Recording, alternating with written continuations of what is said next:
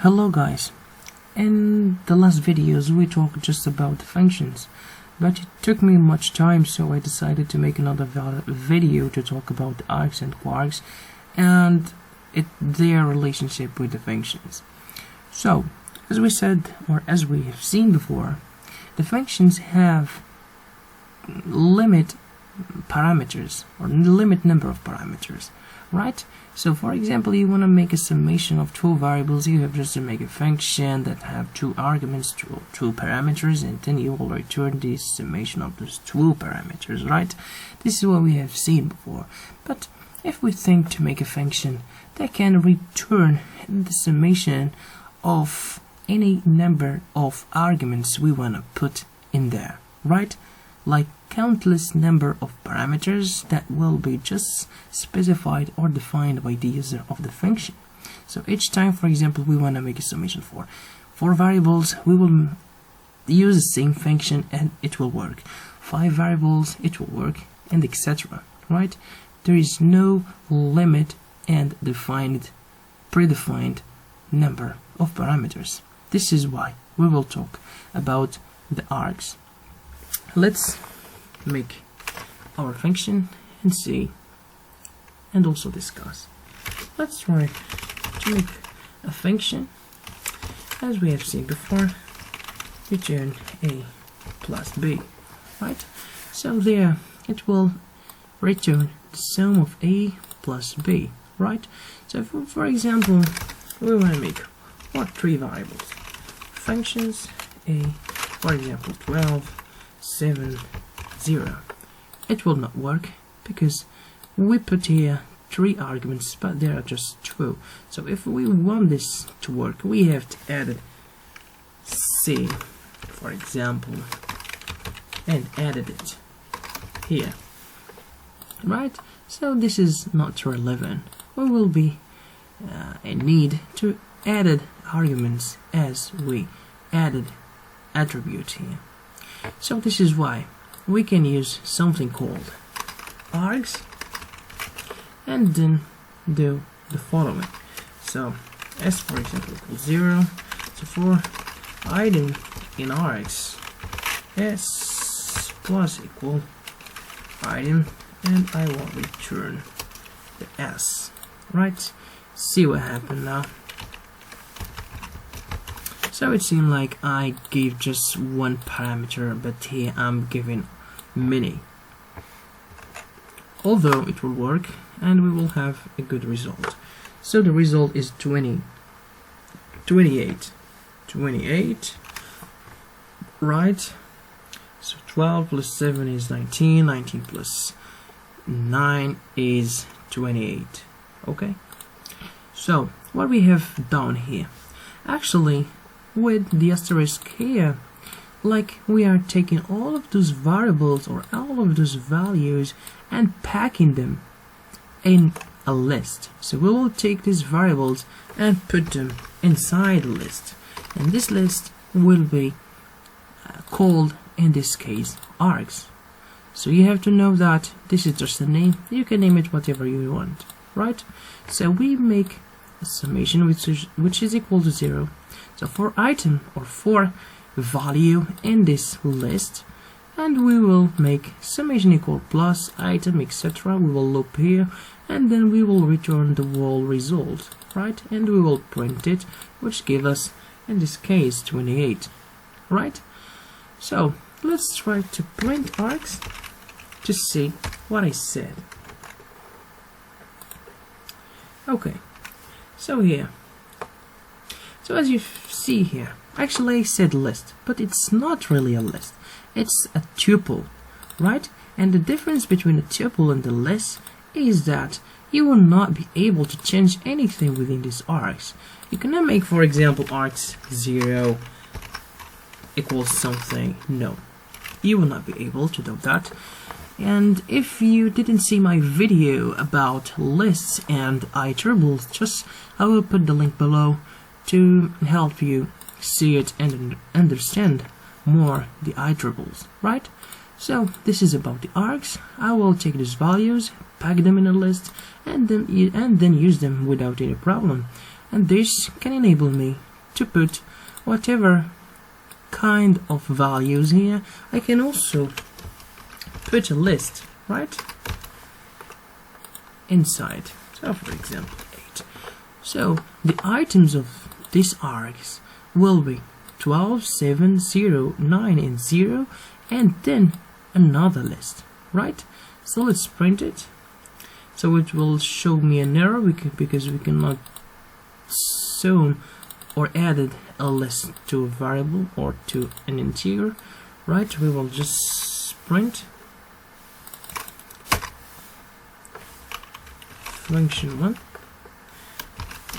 Okay. Right. Let's see what happened. Right. So as you can see here, we have 3, 9. This is a list. Okay. So now this is all about the args. Let's talk about something else, which is the kwargs.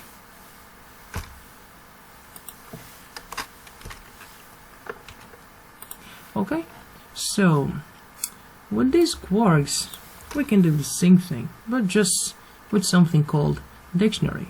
I also talked about dictionaries in the last courses, in the last sessions. I will put the link below just to help you see my video to understand more the dictionaries before seeing these kwargs. Okay, so let's just print kwargs.keys and also print kwargs.values, right?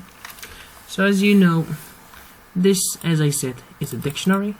So a dictionary has keys and has at the same time values, right? So when we say kwargs, you have to specify now. So print function 1 here. You cannot make 13, for example, 8. This will not work. You have to make, for example, a variable and name it and give it a value b, for example c, for example equal 9. So now this will be taken and packed in a dictionary. So the keys in this case will be a, b and c. Okay, and the values will be just this and this and this. Let's try to print the whole dictionary. Sorry, kwargs. And I have to mention this kwargs is just a name. You can name it whatever you want, but just don't miss the 2 asterisk operator here. Okay, so let's see what happened. And as you can see, we have a dictionary right now, and we have keys, and we have values, right? So print of print, normally this is nothing. Okay, we don't have to put print because it will print known as here because we don't return anything, right? So guys, this is about the kwargs. So now we can make a function that contain normal arguments, kwargs and args at the same time. For example, diff always function 1. We have to put our variables b, for example, then args, then kwargs. This is, guys, the order that you have to respect: variables, args, and then kwargs. You cannot put the kwargs before the args, or the args after kwargs, or something else. You have to put it like that. Okay, so let's print a and b. Let's print the args, and let's print kwargs, right? And let's make something.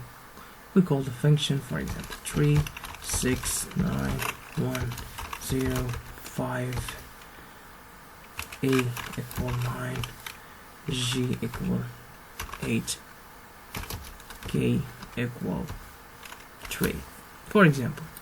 So now I will have a problem. Why? We will see why. Okay? So function got multiple values for argument a. What happened really? So this tree is considered the value of this a, but I came here and I put a and I affect to it, assign it 9, which is not a value and which is wrong.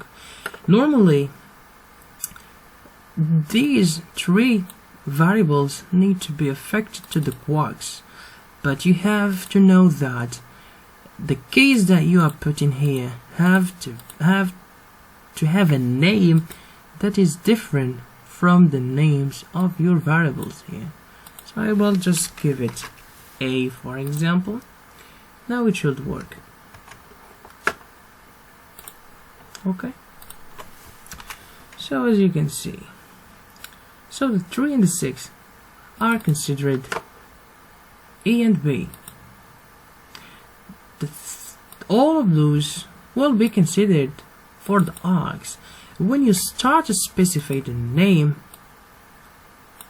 all of this will be for kwargs, right? So, and as you can see here,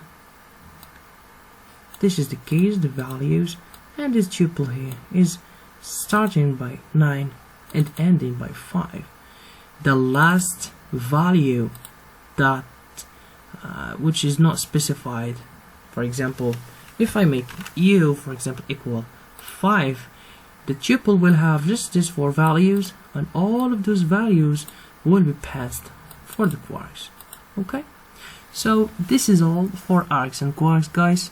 So see you the next time to talk a little bit about more about the asterisk operator.